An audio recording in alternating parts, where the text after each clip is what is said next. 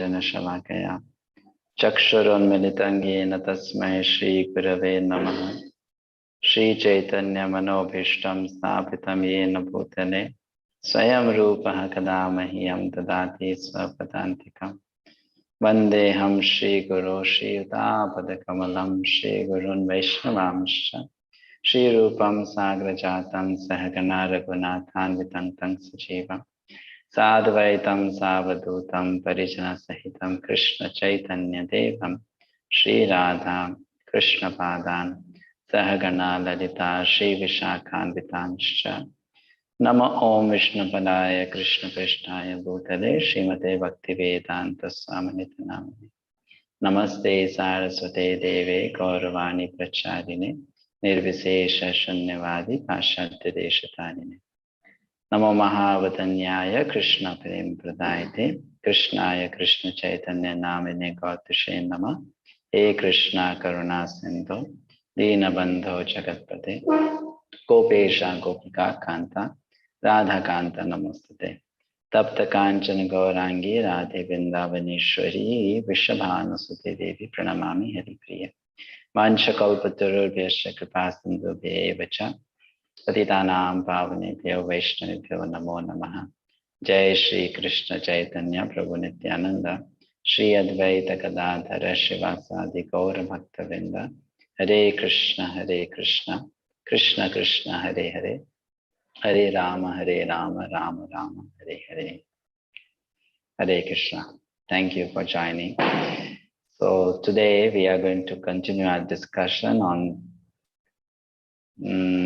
theism or monotheism. Yesterday we discussed the life of Srila Ramanujacharya. Ramanujacharya introduced widely the concept of devotional service to Lord Vishnu. What he taught is technically called Vishishta Dvaitavada.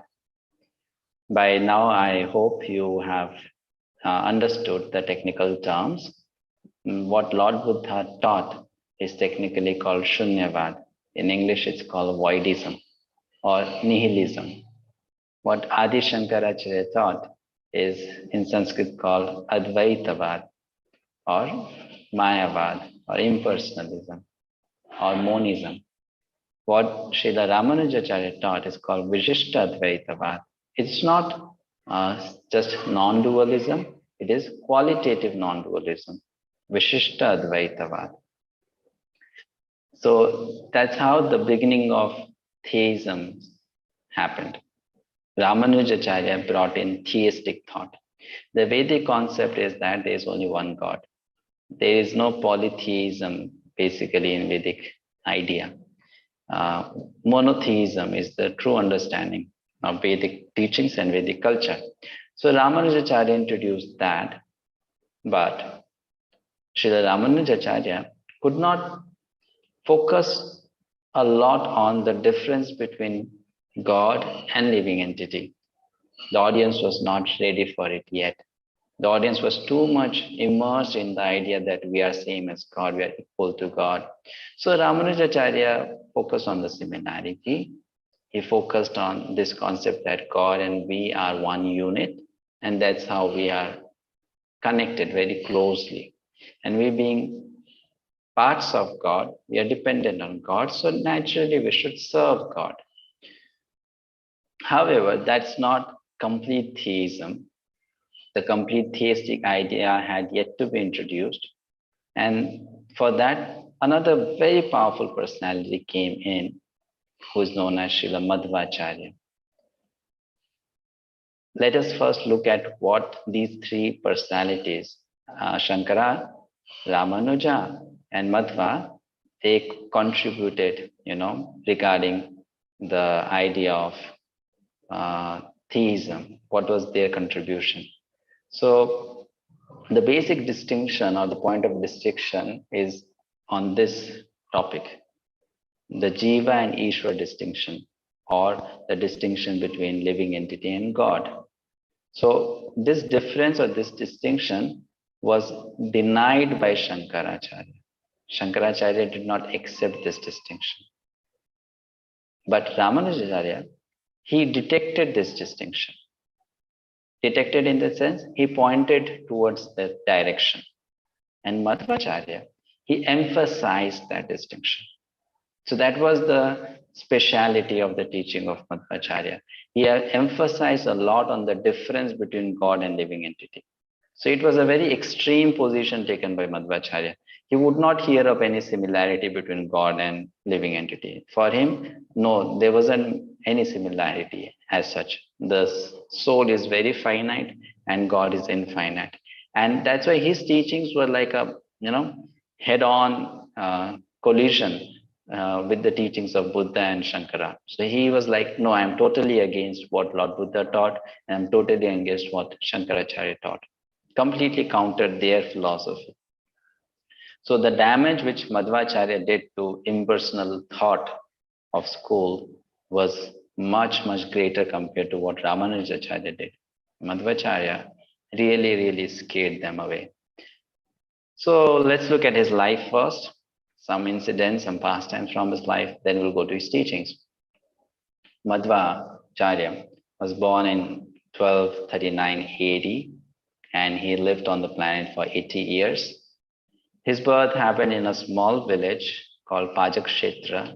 It's 5 miles southeast of Udupi in South Karnataka.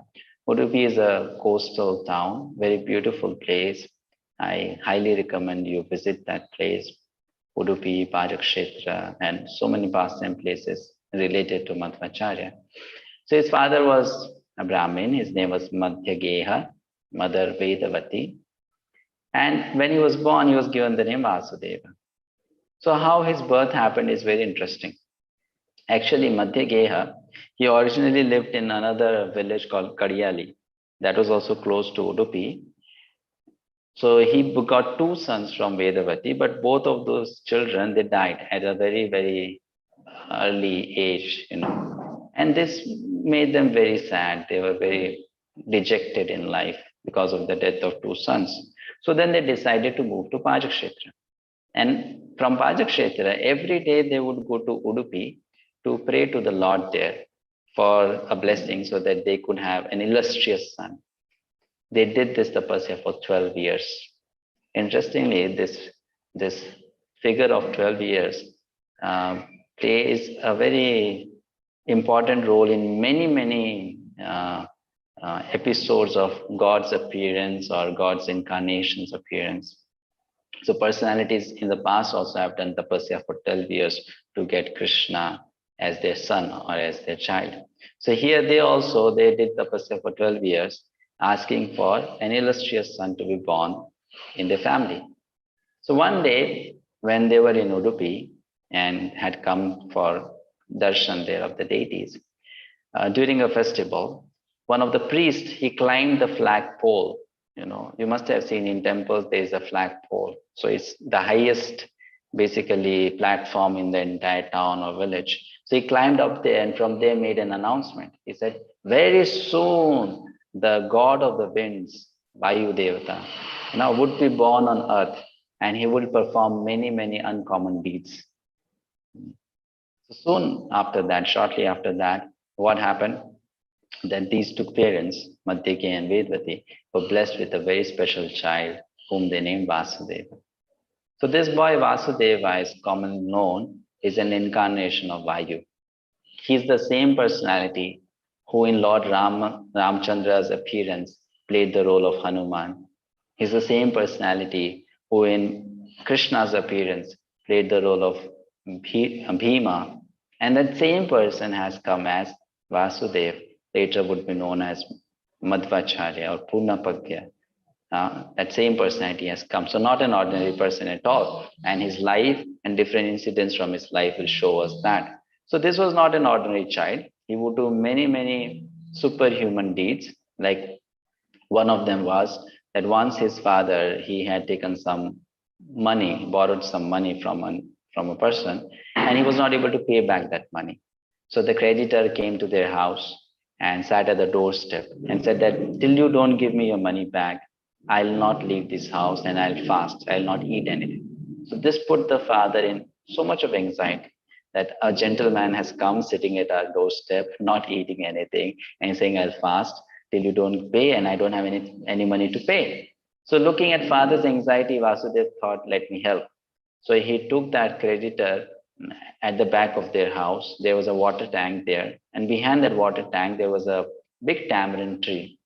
So this boy, in a playful manner, picked up some seeds of the tamarind tree and put it into the hand of that creditor. So the creditor was thinking, this boy is playing with me. What is he doing?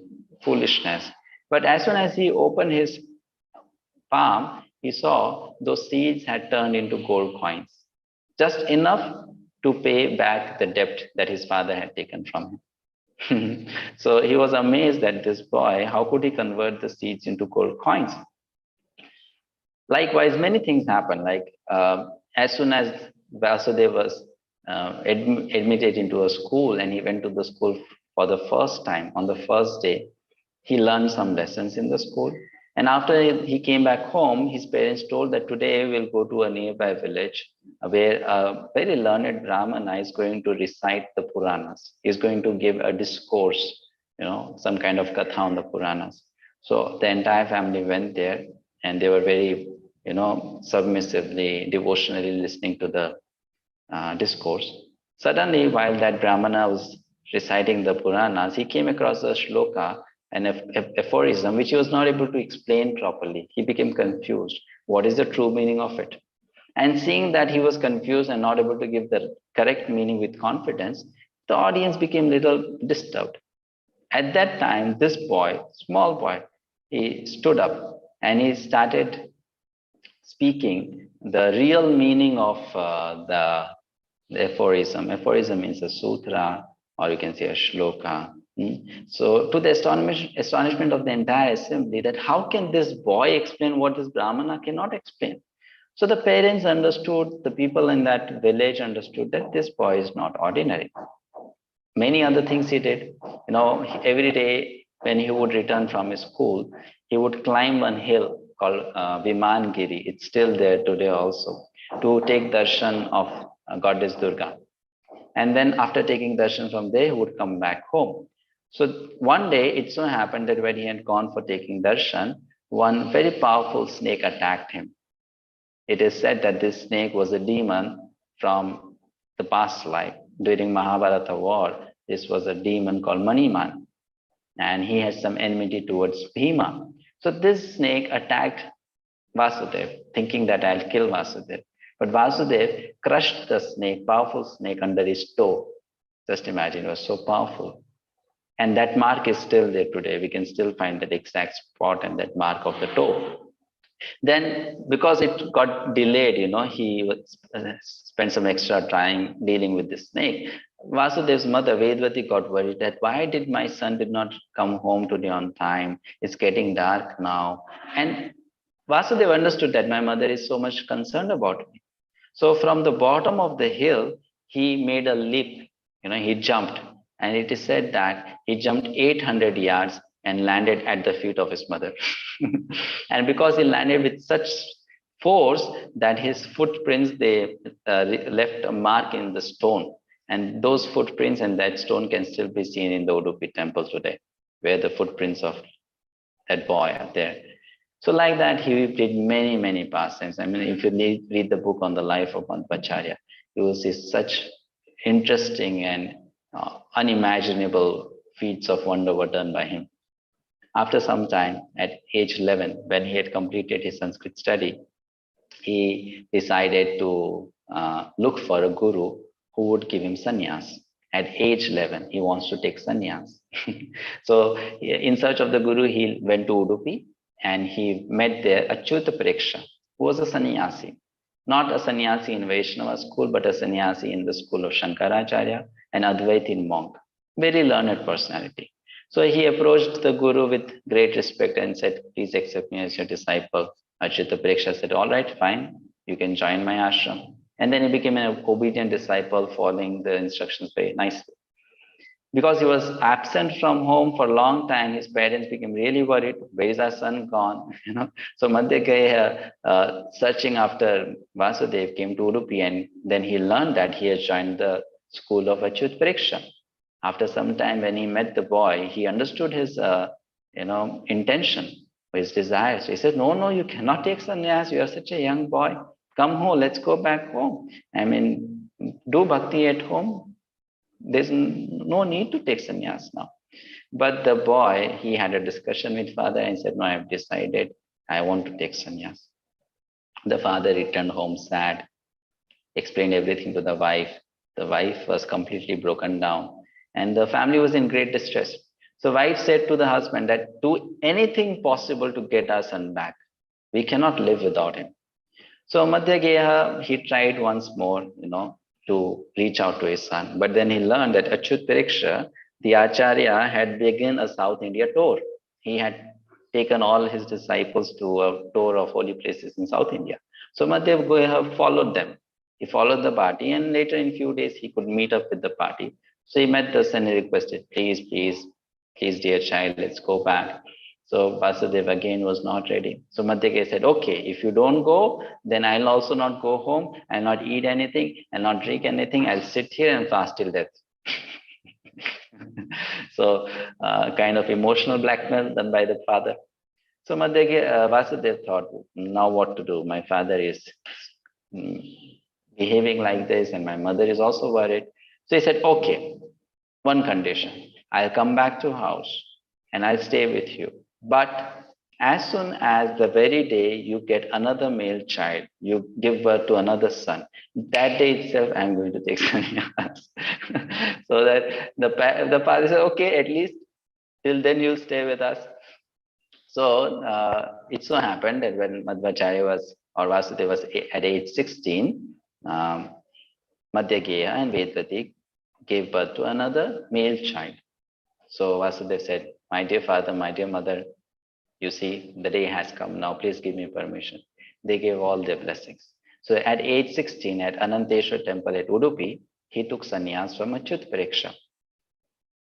Now he's a sannyasi, a young sannyasi, which is not an ordinary thing. So they would have regular discussions in the ashram, in the school. And then his guru noticed that this boy, Purna Pragya means complete intelligence. I mean, his intelligence was colossal.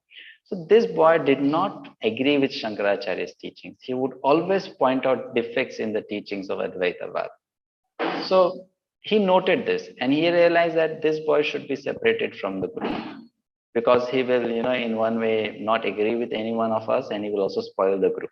So he made him an in charge of a separate monastery. He said, now you become an acharya, you become a teacher. Because the guru could see this person is not ordinary, in future is going to become an acharya in his own right. So then he gave a name to him, that is special name, Anand Tirtha, and he made him the head of a separate monastery. Now he's an acharya, he's a guru. So the debates began, So you can see basically it was very common in the lives of all the acharyas, whether it was Lord Buddha, Shankaracharya, Ramanujacharya, and now we see Madhvacharya. Teaching would mean debate with other followers, of different philosophies.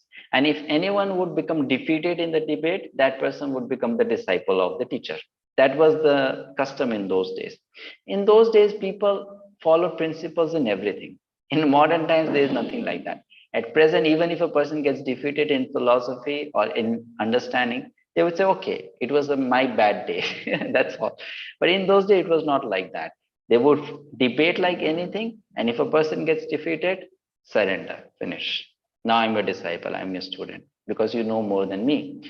So he started debating with Buddhists, Jains, Vedantists, and different schools of thought, and he would defeat anyone and everyone easily because his explanations were very logical. He used the logic that was in Vedanta Sutra. Vedanta Sutra is a book of logic, Nyaya Shastra. Anyone who wants to become an expert debater, anyone wants to become expert logician, there is no book higher and better than Nyaya Shastra, Vedanta Sutra. It has the highest logic. I mean, if someone can understand Vedanta Sutra and the logic in that, that person becomes the greatest logician in the world. So Madhvacharya, he used the logic given in Vedanta Sutra and defeated everyone. In fact, his words were like beating them left, right. and making a plump of them. And people feared Madhvacharya. When he started speaking, words would come out of his mouth as if the wind is flowing, because he's an incarnation of Vayudevata. So words would flow out as if wind is flowing, non-stop. And he would quote shlokas, shastras like anything. Then later he decided that if I want more people to accept my teachings, I should write a commentary on Bhagavad Gita. Shankaracharya had written a commentary on Bhagavad Gita. Ramanujacharya had also written a commentary. So Madhvacharya thought, now let me also write a commentary on Bhagavad Gita, explaining my thought, pure dualism. And meanwhile, he also decided to travel to the Himalayas. Why go to the Himalayas? He had a desire that in the Himalayas reside Vyasadeva. Vyasadeva is one of the Chiranjivas who do not die or live for a long, long time. So the Vyasadeva is still present there. I should go and meet Vyasadeva, pay my respects to him. And basically, he wanted to write commentary on Vedanta Sutra also. And Vyasadeva is the compiler of Vedanta Sutra. So he thought, let me get the blessings of the original author of Vedanta Sutra. So he made his journey.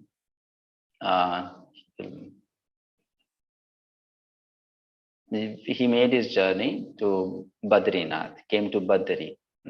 Badri is a place in Himalaya, very at a great height. So he traveled to Badri with few of his disciples. And one night he presented his Gita commentary to the deity there. So he began to read the first line in his commentary, and he expressed this to the deity. I shall explain the meaning of Gita according to my capacity. Now, his capacity was huge. What to speak of few hundred pages? He could write thousands and thousands of pages of commentary on Bhagavad Gita. So his capacity was huge. So he said, I'll explain Bhagavad Gita as per my capacity. So then the deity spoke. The deity spoke to Madhvacharya. The deity said, no, don't do that. Don't explain as per your capacity, because you can explain the full meaning of Gita. You only explain up to the level your students can understand, up to the capacity of your students. Now, from the life of Madhvacharya, I'm going to give you two indications or two signs how his teachings were also not complete. There was another teacher yet to come in future who would give much greater revelation. So Madhvacharya was told by the deity, don't tell them everything now. Madhvacharya knew everything, because the complete unfolding of the understanding of Gita was yet to come through the next teacher after some time. The next teacher, who is the next teacher? Well, let me open up the secret for a little bit now. What was Krishna's desire? We saw it in day one session. I don't know if someone remembers or not. What was Lord Krishna's concern? We saw that at the end of the session. What was his concern? Anyone remembers? Anyone is able to recall what was Lord Krishna's concern? At the end of the session, we discussed that he has gone back to Golok Vrindavan, his spiritual abode, and then he's thinking that there is something which I did not do yet. What was that? Yes, Anju Mataji. Hare Krishna Prabhuji. It was to practically teach the bhakti to the people. Very good. Thank you. So you're very close. So Lord Krishna's concern was, I told Arjuna, Sarva Dharman Parityaja Mamekam Sharanam Vraja Aham Tvam Sarva Papebhyo Ma Moksheshami Masucha 18.66 Bhagavad Gita. I told, surrender everything and surrender to me, give up everything, just take hold of my shelter. But I have not demonstrated this teaching of Gita in a very practical manner. So Krishna had the desire to teach this practically. And that's why the next teacher who is going to come in this God's great plan is going to be Krishna himself, but in a different form. So Madhvacharya was told by the deity, who is Krishna again, that don't explain the full meaning yet. People are not yet ready for it. In future, someone will come and explain it. So that was the hidden message there. Madhvacharya agreed. And then he told his disciples, we have come to Badrinath, we have taken the darshan of Badri. Now I want to go to Uttar Badri. What is Uttar Badri? Interesting. Some of you might know, some of you may not know. The Badrinath, or the Badri where people visit, generally people go to Badrinath, Kedarnath. They think that this is the place where Vyasadeva resides. But it is explained in Shastra that Badrinath has two, locations. One is which is in our sight, and the other one is which is out of our sight, means it is on a higher realm. It's in that zone of the Himalayas which is not accessible to the humans. Himalayas, what we see as Himalayas, that is the thing which is accessible to us. But there is a portion in the Himalayas where humans have no entry. Humans cannot even see that zone. And the demigods and greater personalities, they still reside there. So Vyasadeva, he lives in a place called Uttara Badri. Uttara Badri. It's a hidden Badri. So Madhvacharya said, I now want to go there and meet Vyasadeva. The disciples said, we will also follow you. Some of them tried also, but because they were ordinary humans, they could not. And then he had to make a lone journey towards Uttar Badri to meet Vyasa. So to make this journey successful, he fasted for 48 days. Again, something humanly impossible. 48 days of fasting and 48 days of meditation in preparation for the journey. And then he made the arduous journey alone. It was not difficult for him. You know why it was not difficult for him? He's Vayu himself. He can just fly. So he met Vyasa, and then he received the blessings from Vyasadeva to write the commentary on Vedanta Sutra. And also he received the blessings from Vyasadeva to start his own sampradaya, to start his own branch. There are 4 Vaishnava sampradayas: Sri Sampradaya, Brahma Sampradaya, Rudra Sampradaya, Kumar Sampradaya. So Madhvacharya, he comes in Brahma Sampradaya. Ramanujacharya comes in Sri Sampradaya. And there are 2 other acharyas, Vishnu Swami and Nimbarka Acharya, they come in other sampradayas. So these 4 sampradayas are the most important Vaishnava sampradayas, actually. And these 4 sampradayas are way back home, back to God, to Krishna or to Vishnu. There's no other way possible. In future, I desire to do a comparative study on these 4 and present a simple course on this topic, also 4 Vaishnava Sampradayas, what is similar, what is different, and things like that. And how are we related to them? That means how ISKCON is related to them. So then he came, took the blessings of Vyasa, and then he returned to Badrinath and started writing his Vedanta Sutra commentary. Then his regular duties, tasks went on, preaching, writing books. After a few days, another very important, major, significant activity happened in his life. He was at the sea, bathing at the sea, and he saw that a ship got stuck in the sandbar very close to the coast. And the merchant of the ship, was very much disturbed because the ship would soon sink if it would not come out of the sandbar. So he was calling for help. And Madhvacharya, very kind and compassionate. That's the nature of Vaishnavas. When they see anyone in trouble, they feel sad. They feel like helping that person. He is controller of wind. So he took his, Uttariya, which is upper garment, and he just waved that Uttariya like that. And because he is controller of wind, because of that gesture, the ship which was stuck came out of the sandbar. And the merchant was shocked that this person standing on the coast just waved his Uttariya and my ship came out. So he realized this cannot be an ordinary person. He came and bowed down to this saint and said, I wish to serve you. I wish to offer you something in gratitude. You have helped me tremendously. You saved me. You saved my life. You saved all my wealth. So what do you want? So Madhvacharya said, well, nothing. So he said, no, please take something at least. I mean, it's my duty to offer you something in gratitude. So Madhvacharya said, okay, in your ship, is there a big piece of stone or big piece of clay?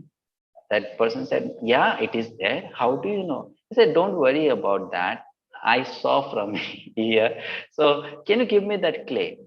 The merchant said, that is insignificant. I mean, it's of no value. I kept that clay in my ship just to have proper balance of weights, like in ship, if at one end the weight is more, then you keep extra weight on the other end to balance the ship. So I had put that clay just to balance my ship. You want the clay? Take it, no problem. So he offered that big piece of clay to Madhvacharya. After that, he left. And then Madhvacharya knew that this clay is not ordinary clay because there was something inside that clay. So then he put that clay in sea water. After some time, the clay dissolved. And what came out is the deity, is a deity. You can see in the picture, a deity came out. Very special, very old deity. This deity is special. One session can be taken just about the history of this deity. This deity was personally worshipped by Mother Rukmini, the consort of Lord Krishna. So then he found this deity and established this deity in Udupi temple. And then deity then came to known as Udupi Krishna, one of the most beautiful deities I have seen. You can see on the screen the picture on the right. Such a beautiful Gopal form of Krishna. Very beautiful, very beautiful. You have to look at this deity from a small window, And so he established this temple and established the worship of Udupi Krishna. And then many other things were done by him. Like major things was he established 8 temples in Udupi, made 8 monasteries. And in the center, he put the deity of Udupi Krishna, the temple of Udupi Krishna. So the idea was that the acharyas of these 8 monasteries would rotationally take to the seva at Udupi temple. And in this way, the seva of Udupi Krishna will go on perpetually. It still happens till date. He did it 800 years ago. Till date, this is going on. So Madhvacharya, like I was telling yesterday, his contribution were a bit different from Ramanujacharya's contribution. Ramanujacharya focused on the masses. Madhvacharya focused on the class. Ramanujacharya wrote books, but not as much as Madhvacharya. Madhvacharya wrote many, many, many books. I put it in the slide. He wrote around 37 books. And these books were not ordinary books. I mean, really, really intellectual stuff. Some of these books are so amazing that if anyone reads these books, that person can become a master of scriptures. Giving an example, he has a book called Mahabharata Tatparya Nirnay. How to demystify the episodes that happened in Mahabharata. Mahabharata, though seemingly a very simple book, but it has many confusing events, episodes. And in Mahabharata Tatparya Nirnay, Madhvacharya completely opens them up. Then similarly, he has Bhagavad Tatparya Nirnay, Understanding Srimad Bhagavatam, and so many other books based completely on, of course, devotional service is there as a foundation, but those books were really, really intellectual for the intellectual people. Such kind of stuff he gave. So his contribution was quality. Focus on quality. That's why just for the service of one deity, Udupi Krishna, he made 8 separate, you can say, societies, 8 separate acharyas, and then gave them the responsibility that rotationally you will take up to the seva of Udupi Krishna so that the seva does not get, hampered, the quality of seva does not get reduced, and the deity is served very nicely. And it's going on till date. At present also it's going on. So then he traveled length and breadth of India, preaching his philosophy called Dvaitavada. Dvaitavada. And as you can see on the screen, he wrote 37 books, which were not at all easy to understand. Later on, few disciples in his sampradaya came, followers, who made those books simplified, and then people could understand them. Otherwise, people could not understand what Madhvacharya wrote. But they were so much in awe and appreciation of who he was, the personality, they would just at his sight surrender to him, that you are Guru. No one has been a greater Guru than you. So this was his life and contribution. Now let us look at the teachings of Madhvacharya. Madhvacharya focused on the difference only. No discussion about similarity much. Only the difference. So these 5 things he emphasized a lot. 5 absolute and eternal distinctions. 5 absolute and eternal distinctions. What are they? We will discuss little bit on this. There are 3 there are three, you can say, entities. One is God, Ishvara. The other is living entity, soul. And the third is matter, dead matter, isn't it? In this world, what we see around is a mixture of soul and dead matter. There are living things and there are non-living things, animate and inanimate. And the whole world is made up of, it's a combination of these two things, right? God is someone whom we don't see with a naked eye, but God is also there. So these three are three realities: the world, the Lord, and myself. So Madhvacharya, he said that there are distinctions, clear-cut distinctions between these three. He said first, God and soul, Jiva and Ishvara, they are completely different. Why completely different? Ishvara is infinite, Jiva is finite. Even if Jiva has qualities of Ishvara, because the Jiva is a part of God, he does not have, or it does not have, all the qualities of Ishvara. Now, this was not something revealed by the previous acharyas. They said, because I'm a part of God, I'm equal to God qualitatively. I have qualities of God. Example for this, I'll give an example, simple example to help us understand. If there is an ocean and you take a drop of water from that ocean, then that drop of water will have the qualities that are there in the ocean also. The ocean water is salty, that drop of water will also have a little bit of salt. That ocean of has minerals, so that drop of water will also have some minerals. The ocean water has color, that drop also will have some little color, isn't it? So what qualities are there in the bigger whole, you find the same qualities in minute amount in the smaller part. But Madhvacharya said, still, souls or living entities do not have all the qualities that God has. First thing. And second thing, even if they have those qualities, they don't have it in infinite amount. They have it in a very, very, very tiny amount. So if God is all beautiful, soul is also beautiful, but not all beautiful. If God is all powerful, soul is also powerful, but not all powerful, very minutely powerful. If God is famous, a living entity can also become famous, but very insignificantly famous. If God has wealth, then living entity can also possess wealth, but little bit amount of wealth. So such qualities can be there in living entity only to little extent. And there are qualities in God which are never there in living entity, cannot be there in living entity. Very interesting analysis. Very, very interesting analysis. Actually, the exact percentage is also given. Our Shastras, they give us knowledge to such depth. It's not available in any other scripture. The percentage is also given that a living entity like us can have maximum, only when we have reached to perfection, complete perfection in life, we can have maximum up to 78% qualities of God. Not 100%, 78% qualities of God. That exact count is given. And those qualities also very minutely, insignificant. So he says, Ishvara and Jiva, God and soul are different. There is distinction between them, infinite and finite. Then second he said, Ishvara, God and matter, they are also different. Matter is dead, no consciousness in matter. God is full of consciousness, supremely conscious. So he said, there's no, doubt in this. God and matter, totally different. Jada, very different.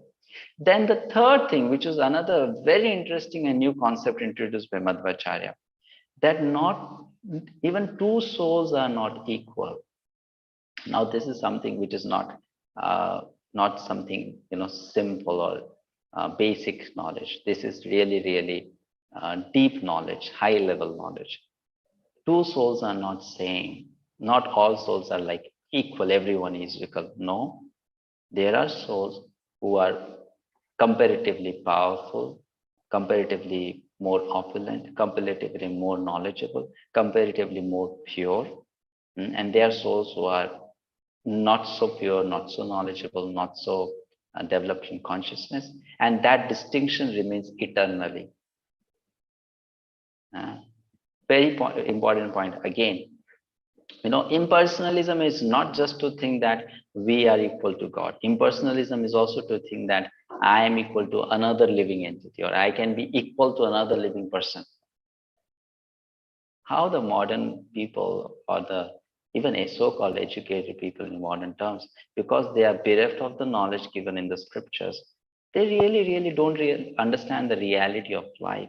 So much people compete with each other to become equal to one another, or sometimes even greater.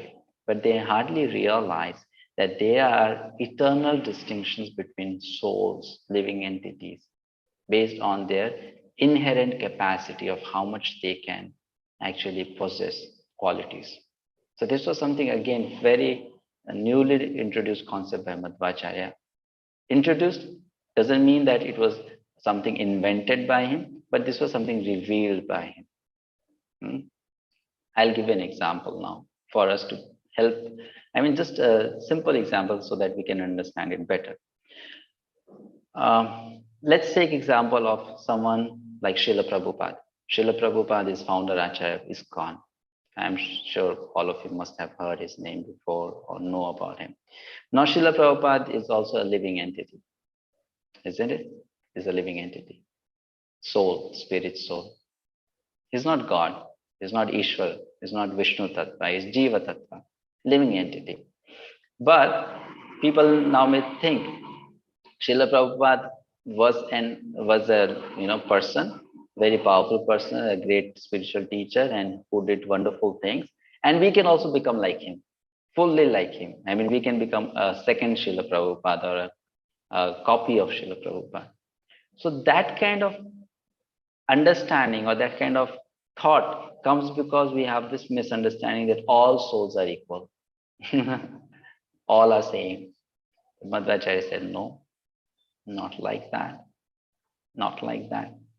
Even two souls, they have differences, right? They have eternal, absolute distinctions between them. And then the next thing was Jiva and Jada, matter and soul difference. That's very simple to understand. Soul is conscious, living, matter is unconscious, dead. So that difference is very easy. Something which even modern scientists don't understand. For them, there's nothing like soul. They think life comes from chemicals, and if you insert some chemicals, then people are alive. If those chemicals are missing, then the person is dead. But here it said no. Life means soul. Dead means no soul. So soul means consciousness, life, prana. Dead, matter, no soul, no consciousness, no prana. It's dead. So that difference again. And the last, Jada bheda, matter distinction. So 5 things he taught. Ishwar Jiva bheda, Ishwar Jada bheda, Jiva bheda, Jiva Jada bheda. Bheda means difference. So his whole teaching was different. Dual. Non-dualism rejected, non-dualism rejected, non-dualism rejected. The concept we are all same, equal, rejected. How matter is different from another? Simple. Fire, water, both are matter. Both are dead, but they have opposite qualities. Water extinguishes fire. If fire is huge and water is small, that fire will extinguish water, means will evaporate water. So opposite qualities. So even matter also is not same. They are different energies. Earth is one energy, fire is another energy, water is another energy, air is another energy, sky is another energy, and all these energies, they are not same. They're different. They have different qualities. They function differently. So he emphasized on this 5 very much. Why is matter referred as dead? Dead means what? Doesn't have presence of soul, life, or consciousness. That is dead. So that's why it's called Jada. Jada means dead. Jada means inanimate. Animate means presence of soul, life, prana is there. So matter is dead. Jada. Okay. So this was taught by Madhvacharya. Then he also said one more thing. Although they are all different, but there is one thing which makes them come together. There is a bonding between them. And what is that bonding? Jada and Jiva, means matter and soul. They cannot be, completely independent of God. Their existence depends on the existence of God, because God is supporting them. The matter exists because God provided the matter. Today morning only I was hearing a lecture of Srila Prabhupada, and he was giving a very simple explanation. He was saying, we people are so foolish. We think we can create such big, big things and we take the credit. I have done this, I have done that, I have done this, I have created a huge building, I have made an electronic gadget and things like that.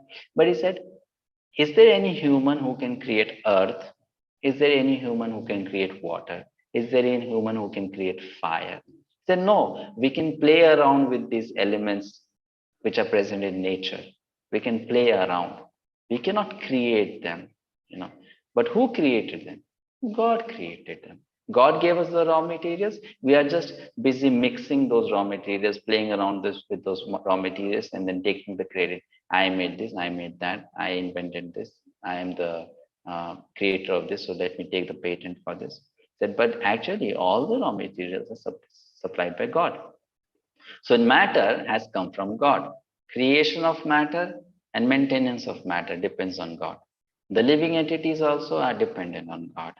So that's how the living entities should be engaged in God's service, and matter should also be engaged in God's service. So the oneness was found by Madhvacharya only in the relationship of dependence. He emphasized on that. So his teachings can be summarized into these 9 points called 9 Prameyas, or 9 truths. 9 truths, 9 conclusions. These 9 Prameyas are given to us by Srila Vidyabhushan, a very interesting personality. His role is very, very interesting.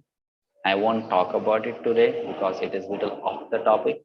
But then he basically plays a connection point between Madhvacharya and the next teacher who's going to come in future. How he plays that connection point may not be apparently visible to us, but he plays a very strong connection point, though he came after both the teachers. So Baldev Vidyabhushan Prabhu, he takes these 9 points, and first is Vishnu is supreme. That was the first point. Vishnu is supreme. Madhvacharya's first thing, not Brahman, Vishnu, supreme. Second, Lord Vishnu can be known by the study of the Vedas. How to know Lord Vishnu? Study the Vedas. Third, the material world is real. Shankaracharya said material world is false. Brahman Satya Jagan Mithya. Ramanujacharya said material world is real. Madhvacharya also said material world is real. Next, the jivas are different from the Lord, are not same to the Lord. And the jivas are by nature subservient to the Lord. Means by nature, that's how they are made. That's how their constitutional position is, that they should serve God. Sixth, in both conditioned and liberated condition, the jivas are situated in higher and lower statuses. Now, this was something very, very, revealing. Conditioned and liberated. Some of you may not know the meaning of this. Condition means when we are in the material world and we are controlled by the material qualities around us. When we are considering I am this body and I get influenced by my physical and mental nature. Liberated state means when one realizes I am spirit, soul, I am Atma. That's called liberated state. So he says both in conditioned state and liberated state, the jivas have distinctions, have differences. They are not same. They are not, okay, we are all same. No, nothing like that. There are differences. Then liberation is what is liberation? What is meant by liberation? It is the attainment of Lord Vishnu's lotus feet. Liberation is not to become one with God. It is not to become one with Brahma Jyoti. It's not to meet some light and merge in that light. No. Liberation or mukti means one becomes, a servant of Lord Vishnu's lotus feet. That is liberation. So that was his conclusion. Then, if you do bhakti, mukti will automatically come. Don't have to put efforts for mukti, extra efforts for mukti. You do bhakti, pure devotion, mukti will follow. Moksha or mukti, whatever people generally normally call. And the last thing, how to acquire knowledge. So he says there are three ways of acquiring knowledge: direct perception, logic, and Vedic authority. Pratyaksha praman, anuman praman, shabda praman. These are the three ways of acquiring knowledge.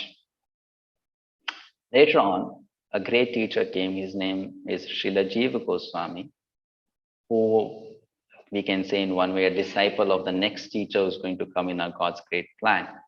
He's explained 10 ways of acquiring knowledge, 10 pramanas. Madhvacharya emphasized only on 3 pramanas because these 3 are the most important. But then Jiva Goswami gave us 10 pramanas, not Prameyas. I'm talking about pramanas, the ways of acquiring knowledge. So having said this, now let me tell you some very secret and confidential thing. The master plan here is of Krishna, the Supreme Lord Krishna. All of these personalities, they are simply assisting Lord Krishna in his master plan. They are coming, playing their role, playing their part, and then going. Lord Buddha came, played his part, went. Shankaracharya is Lord Shiva, who was instructed by Lord Krishna, as evidence is found in Padma Puran, Shiv Puran. He came, did his part, left. 32 years only spent. Ramanujacharya, younger brother of, in one sense, Lord Krishna, Lakshmana, Adi Shesham, Sankarsana, he came, did his part, left. Madhvacharya, Vayu. Who is Vayu? Hanuman, Bhima, again a devotee of Krishna, servant of Krishna, Rama. He came, did his part and left. They all came, did their part and left. They taught something. It doesn't mean that they knew only that much.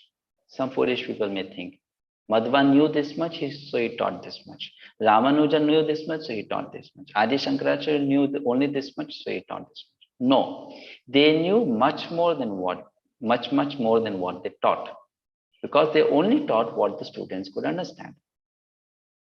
Guru knows a lot more than what student can imagine actually.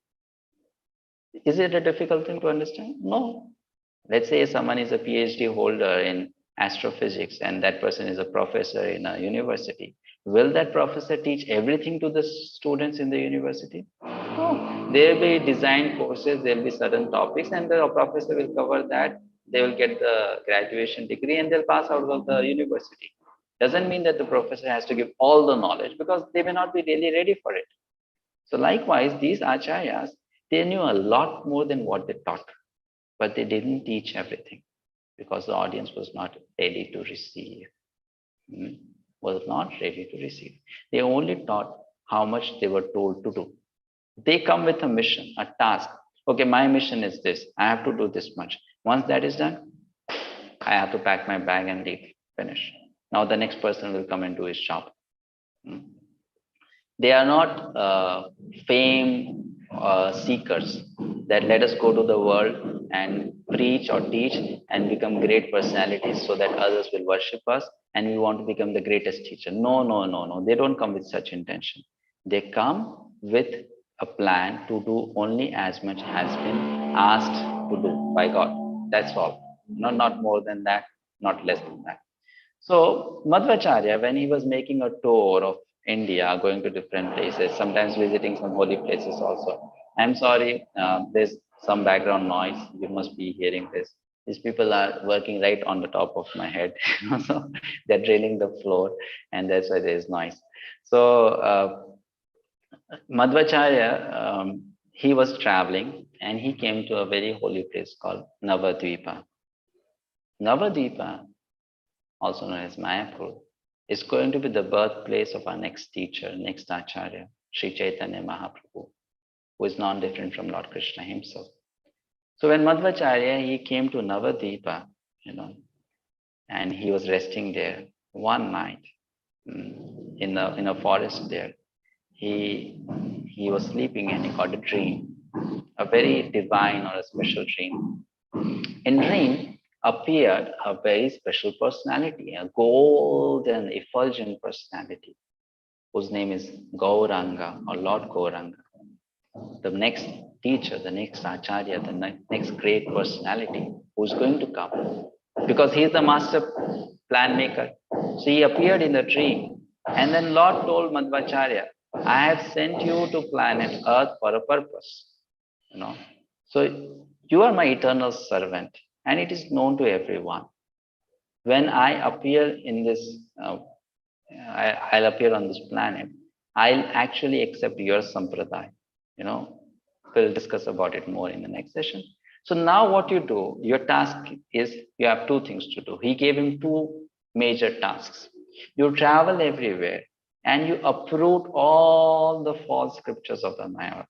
You smash, defeat impersonalism like anything. You weed them out so that the ground is clear, so that I can come and I can sow the seeds of a different kind of plant, the plant of bhakti, the creeper of bhakti. So you uproot all the weeds that have been planted by Shankaracharya and his followers. First thing. So you defeat the Mayavadis. And second, you reveal the glories of worshipping the deity form of Krishna. So this was told to him. So Madhvacharya, he got these two instructions. First, Kevala Advaita Nirashana, complete defeat of Mayavad. I mean, don't give them even little space. Just hit them, bang them, right, left, center, everywhere. Don't leave any thoughts of impersonalism left in the mind. Defeat it like anything. So he wrote books like that. I mean, his books are just striking that thing that no, God and you are not same, not same, not same, not same. So his books are like that. His teachings are like that. And second, you worship Krishna's murti in a way that this murti of Krishna is non-different from God. Not that it's a statue or it's an idol. It's a deity. It is non-different from Krishna. It's Krishna's avatar in the form of deity. So basically the word idol or the word statue is a wrong word. We should not use that word for murti. Murti does not translate into idol or statue. The foolish Britishers, they gave that word to us, that murti is an idol. Murti is a statue. Statue is of an ordinary person. Like let's say someone like a great person, maybe prime minister of the country or a great politician, revolutionary person, social reformer, ordinary human beings. We make a wooden statue or a stone statue of them, and we keep them as a kind of a monument for memorial purpose. Okay, this great person existed in the past. So that is called statue and idol. But God's murti, in Sanskrit, it's called Archa Vigraha. Archa Vigraha. If in English you translate it, it will be incarnation, deity incarnation. So he said, please establish this point very strongly, that the deity is non-different from God. Why? Because the deity functions like God. God has accepted that form to function through it. So Madhvacharya, that's why he so much emphasized the service of Udupi Krishna. Treat the deity as if the deity is God. So these two things were told to him. When the dream was over, he got up, he awoke, and such a beautiful form he had seen. So he started crying in separation. Oh, my dear Lord, where are you gone? I want to see that form again, and I want to serve that form. So then the Lord said, don't worry, you worship me, but you worship me secretly. Don't tell the world about me yet, because the time has not come. Don't tell the people that this form exists or this form is going to come in the future. But when within your mind and within your heart, you secretly worship this form because you are qualified. And you will come to me. So he agreed, carrying those instructions in his heart. He continued his travel, and with a greater determination and enthusiasm, he defeated the Mayavadi philosophers. So this incident is mentioned in a very confidential book called Navadvip Dham Mahatmaya, Sri Navadvip Dham Mahatmaya, written by Srila Bhakti Vinod Thakur, a great Vaishnava saint and Acharya. So here we come to the last thing for today, Dvaitavada. His teaching is called Dvaitavada. Dvaita means two, dual, dualism. So on number line, we understand it like this. Lord Buddha brought us to zero. Adi Shankaracharya brought us to one, Brahman. Ramanujacharya brought us to, you can say somewhere in between 1 and 2, but close to 2.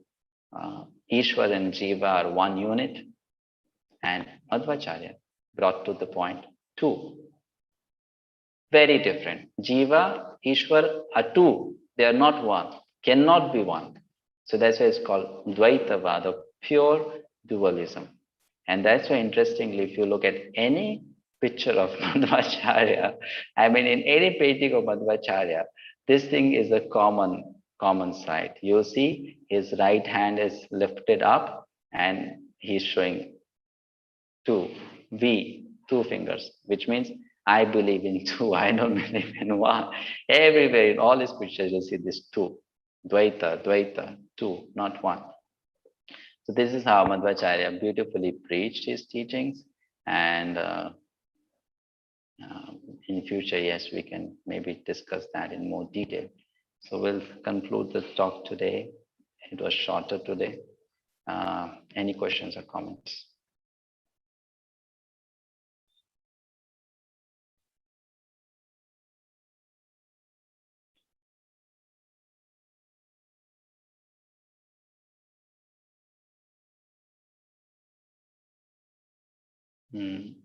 Yes, Prabhuji.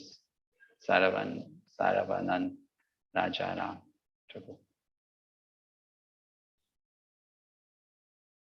You have to unmute yourself, Prabhu. Raja. Yes. 1 minute, Prabhu. Hare Krishna, Dhanavad Pranam. Prabhu, I think you are here, yes? Yeah. Okay. As per this one, for India only, Indian continent only, for this our peoples, for Bharatavarsha peoples, God is given different stage, like first standard, second standard, third standard, fourth standard, like Sunyavada, then Advaita, Sister Dvaita, then Dvaita, like that. So Krishna is given the different understanding method for Bharatvarsha people. When the Prabhupada came, Prabhupada went to Prabhupada given the same knowledge to India itself, and other are he given to whole world also. So why not just this? Maybe some different question. I don't know. Why not like same like the ABCD given to outside peoples, okay. European peoples? Why not given by God ABCD like that? Only directly given that 10th standard. Just me. Okay, so something similar was asked to me by another devotee in the morning. He messaged me and asked something similar, that all these acharyas came in the Indian subcontinent. They gave the knowledge to the people in India. So what about the people in the West? Now I told him I'll explain it in session 8, but since you asked this question again, maybe it's a sign that I should give the answer today. So let us try to understand how the Western civilization originated. We are not taught the correct history, sad to say, in our Indian school education system. We are not taught the correct history. It's a wrong understanding that the Westerners, they were having a civilization before the Indians. It's a completely foolish concept that the Western civilizations existed before Indian civilization and they were far better than us. The reality is, during the rule of the Pandavas and even the grandson of Pandavas, Parikshit Maharaj, the whole planet was under the rule of one king, and that king ruled from India. Okay. But what happened slowly, due to the influence of Kali Yuga, many of these people, they started becoming disconnected from Vedic civilization. And that's how these different cultures, traditions, lifestyles, they originated. And if you trace back the history, their existence comes at a certain point, which is within the 5,000 year period. When did Islam start? If you look, there is a beginning. When did Christianity start? If you look, there is a beginning. When did Buddhism start? If you look, there is a beginning. So all these people, actually, they belong to that class which didn't want to stay connected to the Vedic civilization for whatever reasons, for their independent choice. And that's why they had left Bharatvarsha or they had migrated to different places. If you actually see the complete history, that's how it happened. I won't go into the detail, but it can be explained very systematically. It started from the time when Parshuram had come, Lord Parshuram. And from that time, this kind of deviation, moving away from Vedic civilization started. So they started moving away from, or they became disconnected from the Indian subcontinent, the rule in the Indian subcontinent. Now, the transformation in the world had to be brought. That was the goal. So, like that devotee asked me in the morning, why these acharyas appeared in the Indian subcontinent only? They appeared in the Indian subcontinent only because the ground, the Indian subcontinent, that was the most fertile ground for them to begin their teachings. But their thought was not limited to India. Their idea was, just like if an earthquake starts or begins, that the earthquake begins from a point and it's called epicenter, right? You all know that earthquake begins from a point called epicenter, and then the waves, they are emitted out from that center, and then those waves affect a greater radius or diameter area. Likewise, even the teachings are spread like this.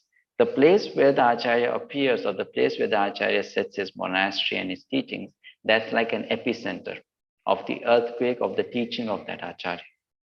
But then those teachings don't stay limited to that epicenter, they spread far and wide. So all these great personalities came in India because India was the most fertile ground for that epicenter to be set. So they came in India and they started giving the teachings. When they came, the teachings were given by them to the people in India only. That doesn't mean that the teachings remained limited to India. After some time, then the teachings went out. Buddhism also spread far and wide. Impersonalism also spread far and wide. So those teachings also spread far and wide. Only one thing did not spread far and wide. That was bhakti. Impersonalism was already existing in the Western society.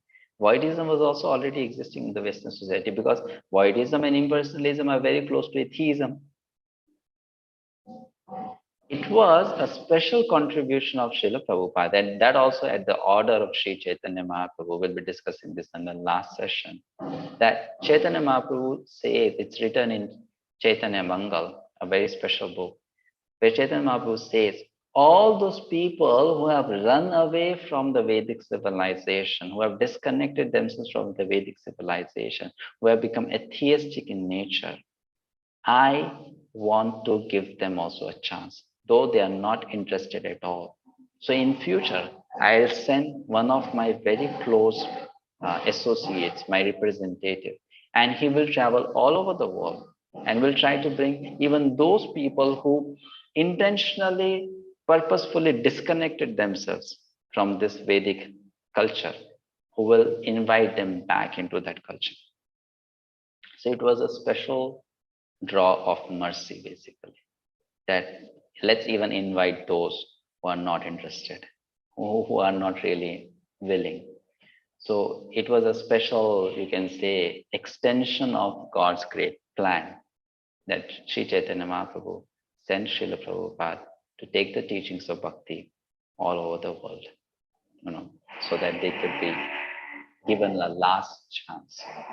That at least now you come back to what Vedic culture is. So that is an extension of it. It's a special extension, though they are not qualified for it. Those who are born in Bharatavarsha are very pious people because of a lot of pious activity performed in the past. They get the birth in this Indian subcontinent so that they can perform spiritual life easily. The holy rivers are available, the temples are available, that kind of culture is available. It's very easy to practice spiritual life. So why did they take birth in India? Because they had that desire.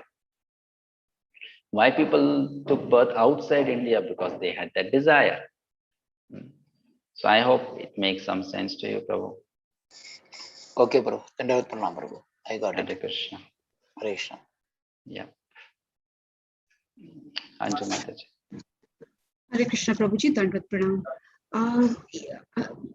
Chaitanya Mahaprabhu took sannyas from Sri Ishwar Puri.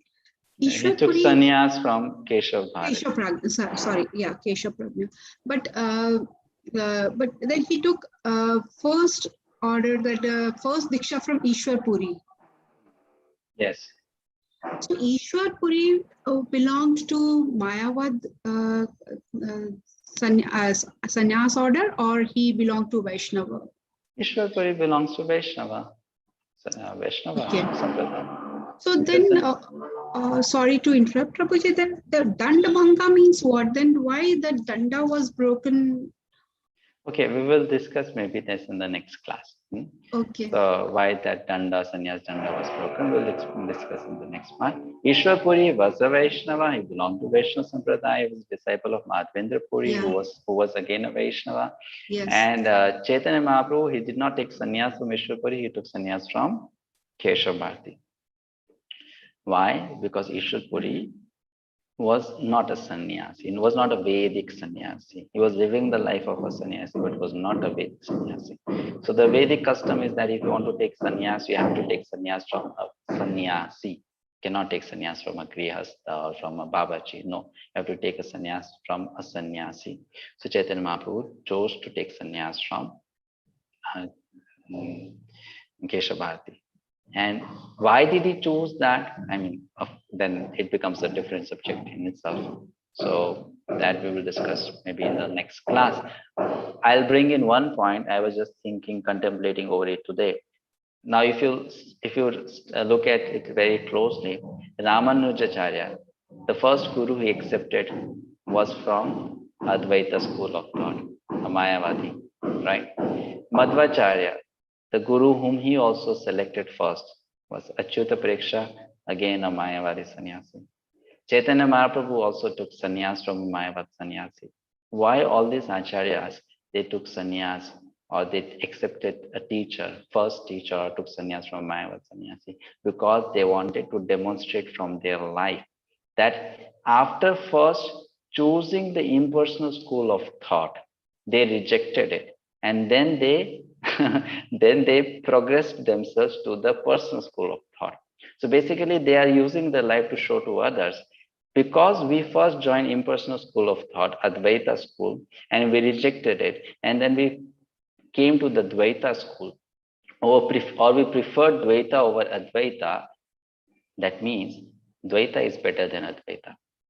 You reject a university to go to another university only when the second university is better, isn't it? Not if it is not better, right?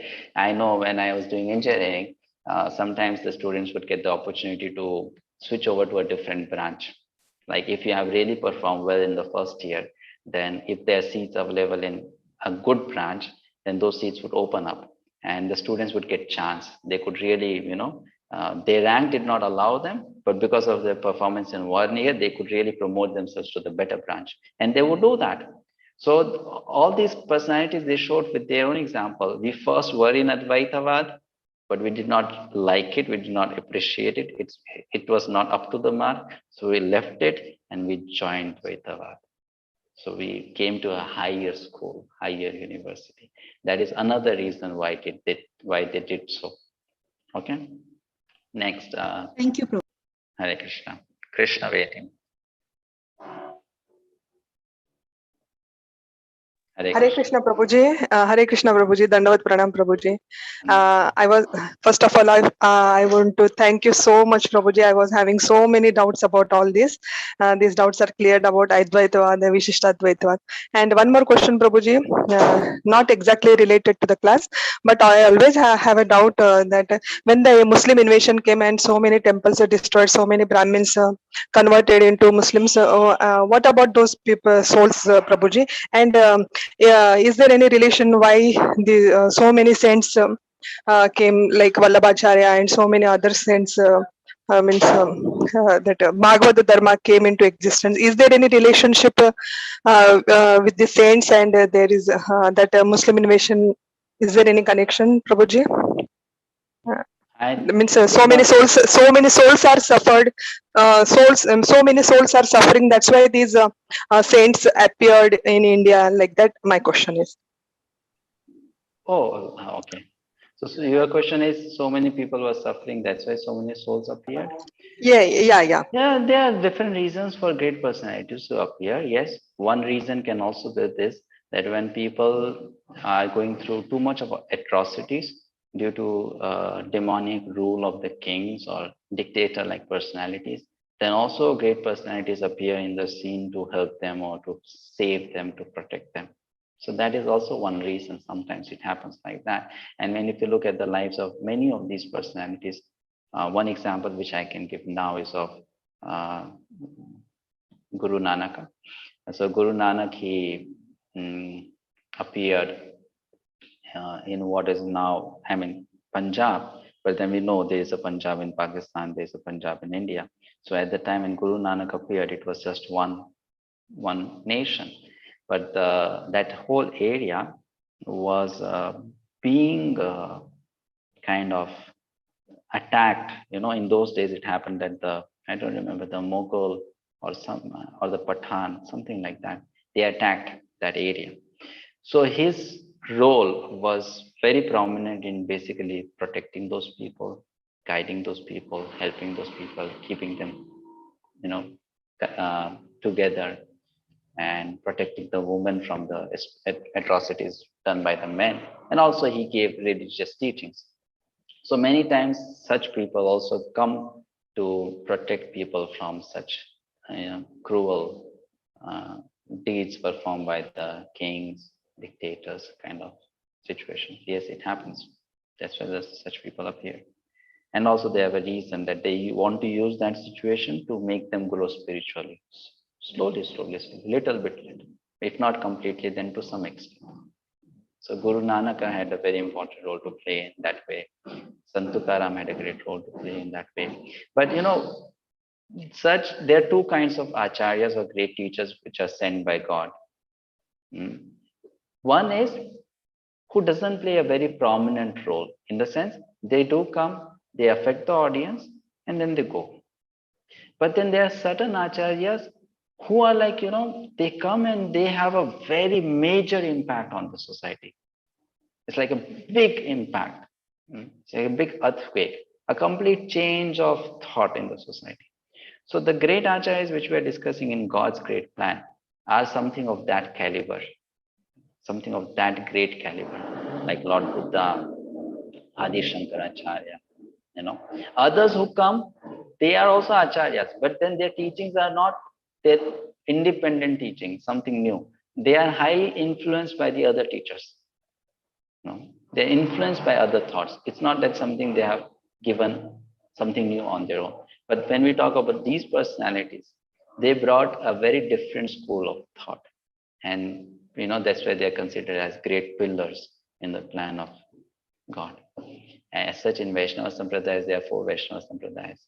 But the 2 other acharyas, Nimbarka Acharya and Vishnu Swami, their contribution is not considered that significant, or, you know, what do you say, having massive effect like the contribution of Ramanuja and Madhvacharya.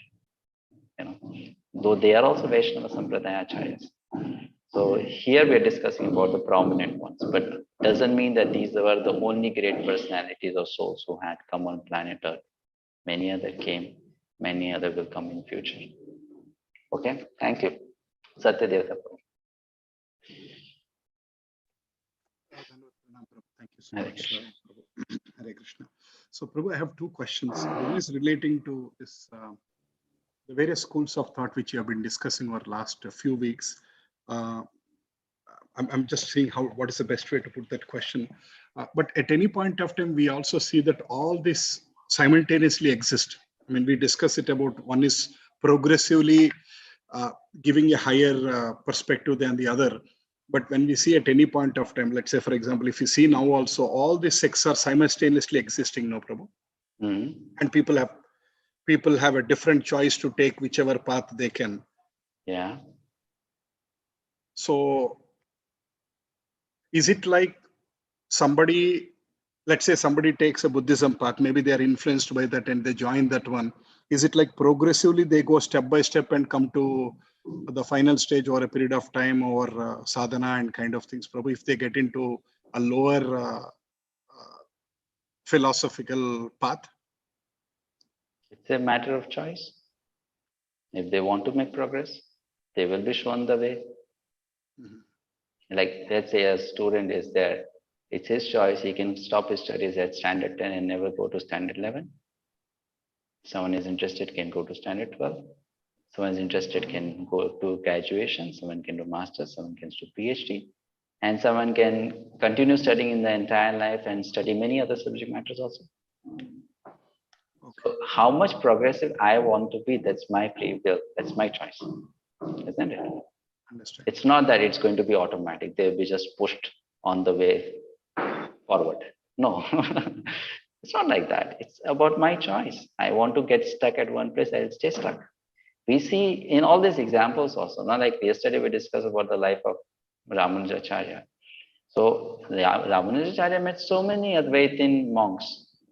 Not all of them got converted to Ramanuja's teachings.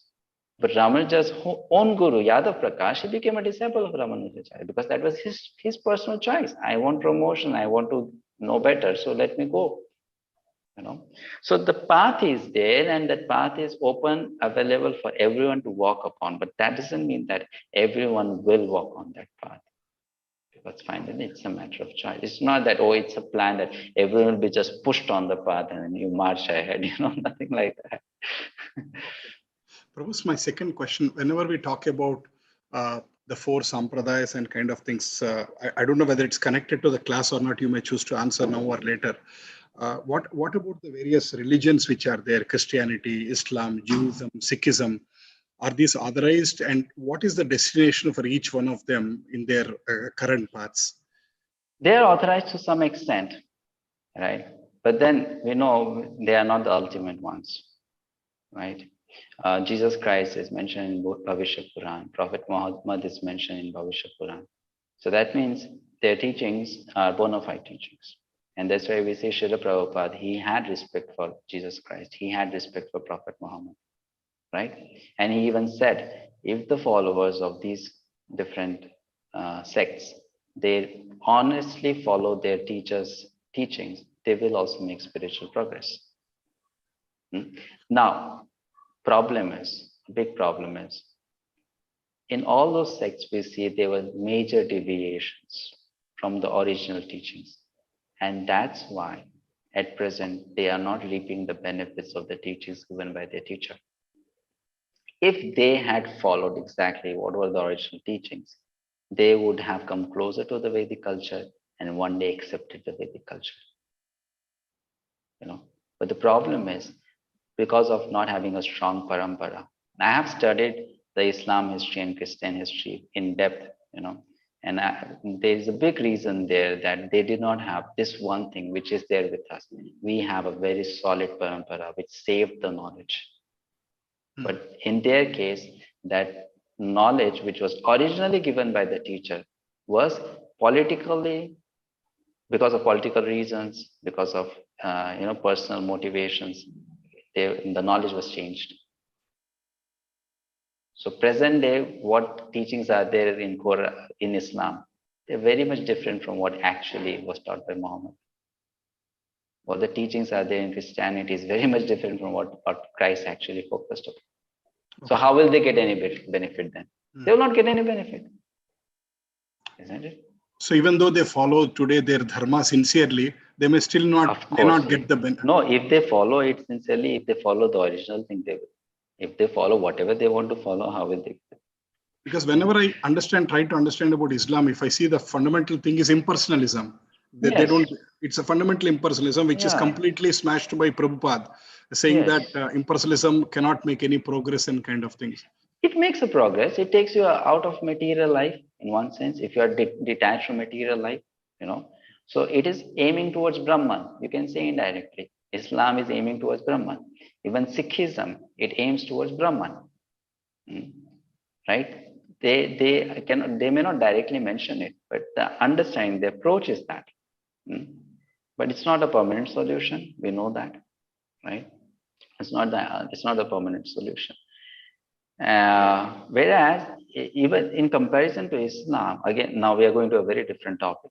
Islam, in comparison to Islam, the understanding of Jews or Jewism, that is much more closer to the personal aspect. And they had saints who were like devotees, and we had such great saints like Saint Francis of Assisi and Saint Paul and there were different saints like that who had this understanding that God is a person, and we can have a relationship with God. But then they were not so evolved in their thought that we can have that kind of relationship with God. This is the name of God.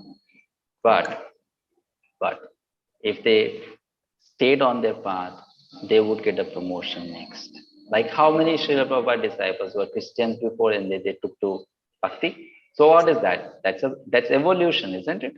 They followed Christianity properly, so they were inspired to go to a higher path.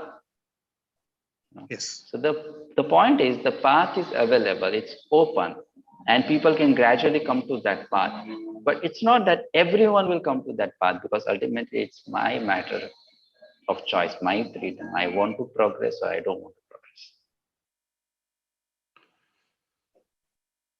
Yeah. Prabhu, just connected question, Prabhu. When you say, okay, it's this is the last question. Sorry.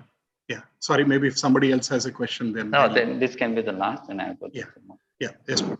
So when you say the choice, Prabhu, is it like, for example, there could be a person in one path who might see that still that path is not giving him some complete clarity, and then probably he won't evolve further and kind of things. Then I see that other paths would open up because of his zeal and free will and kind of thing. But there could be other person who is in that path. Maybe he's following that sampradaya. He thinks that is complete, and he's strictly following that whole path, whatever he's following.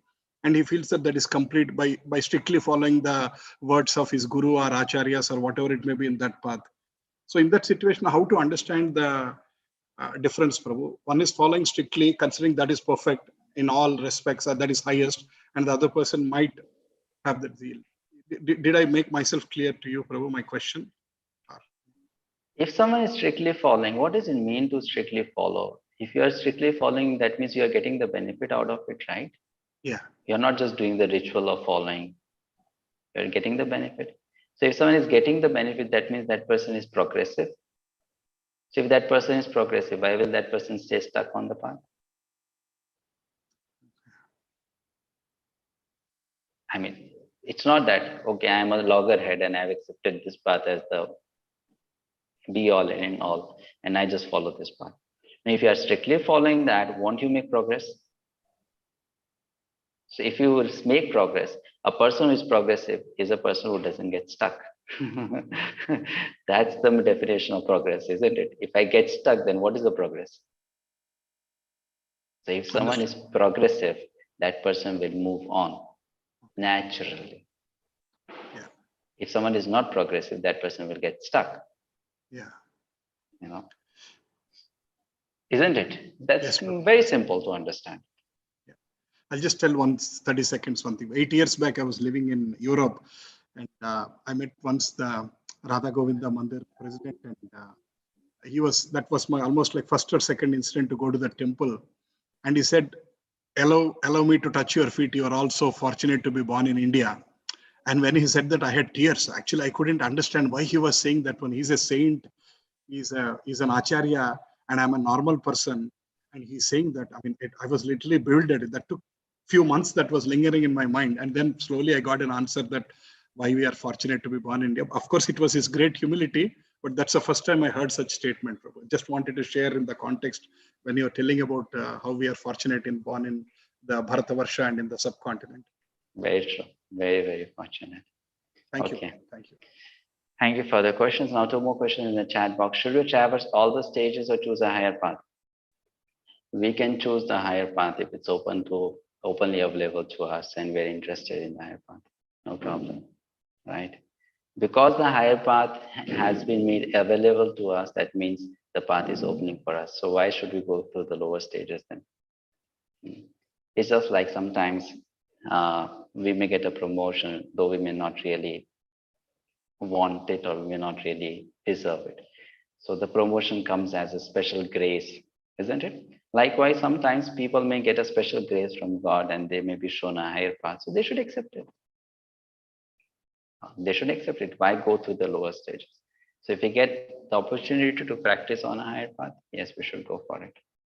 But with proper mood and attitude of humility that it has been given to us. Maybe we were not ready for it out of grace. The last question. Humans who are not aware of different philosophy were following Dvaita. Then, as previously I was praying to idols and I came across Advaita, but now I think adding form and attributes to God is easier to practice and adding bhakti is more easy to practice. Yes, bhakti is easier, much more easier than following Advaita Vedanta. But though bhakti is easy, bhakti is much more sublime. You know, bhakti, the path of bhakti is for those who are very sensitive.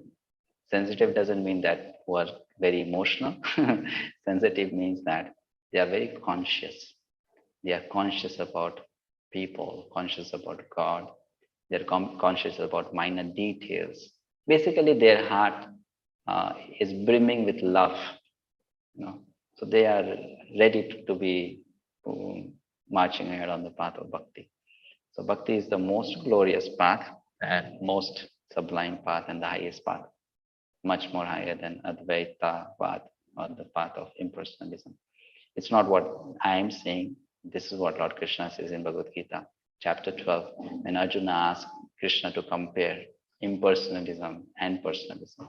So Krishna says personalism, much, much, much better and much, much, much easier. You know. So, all right, we'll end here. Thank you so much for joining in this session. I appreciate that you are regularly attending the classes. I remember when we started the course, it always happens, and I always expected many people were there, and somehow that those people are not there anymore in the course. So because you stayed behind, my thanks to you. That at least you have had the patience to stay for the sessions. So 2 more sessions to go. Next is on the last teacher, and the last will be conclusion, to again once again look at the God's great plan and see how beautifully it has been done by Lord Krishna. Thank you very much.